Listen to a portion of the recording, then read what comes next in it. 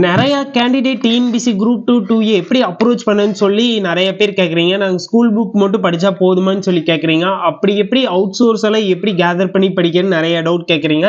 Next சீரீஸாக நம்ம என்ன பண்ண போகிறோம்னா தமிழ், மேக்ஸு, ஜிகே எல்லாத்துக்குமே அவுட் சோர்ஸ்க்கான பிடிஎஃப் இனிமேல் ஷேர் பண்ணலான்னு சொல்லி இருக்குங்க. ஒரு சில பிடிஎஃப் வந்து எம்பி அதிகமாக இருக்கணும்னு நம்மளால டேரெக்டாக சென்ட் பண்ண முடியறதில்ல. ஏன்னா ஒரு குறிப்பிட்ட எம்பி மட்டும் வச்சு தான் ஸ்டோரேஜ் பண்ணி உங்களுக்கு ஃபைல் பிடிஎஃப் ஃபார்மேட்டில் சென்ட் பண்ண முடியும். இனி என்ன பண்ண போறோம்னா நெக்ஸ்ட் சீரீஸ் எல்லாம் அதிகமாக வரக்கூடிய இப்போ தமிழ் தற்கால வரலாறு, அது இல்லாமல் இந்திய அரசியலமைப்பு அதர் சோர்ஸ் புக்கெல்லாம் கொஞ்சம் பேஜ் நம்பர் அதிகமாக இருக்கணும்னு அதை நம்ம பிடிஎஃப் கன்வெர்ட் பண்ணி அனுப்புகிற கொஞ்சம் ப்ராப்ளமாக இருக்குது.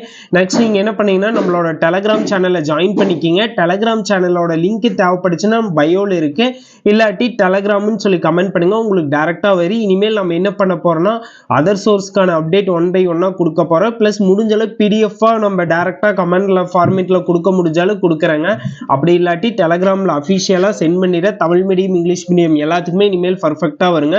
மறக்காமல் நம்ம பேஜை ஃபாலோ பண்ணி வச்சுங்க. அப்போ தான் நிறையா பிடிஎஃப் ஃபார்மேட் உங்களுக்கு எல்லாமே ரொம்ப ஹெல்ப்ஃபுல்லாக இருக்குது.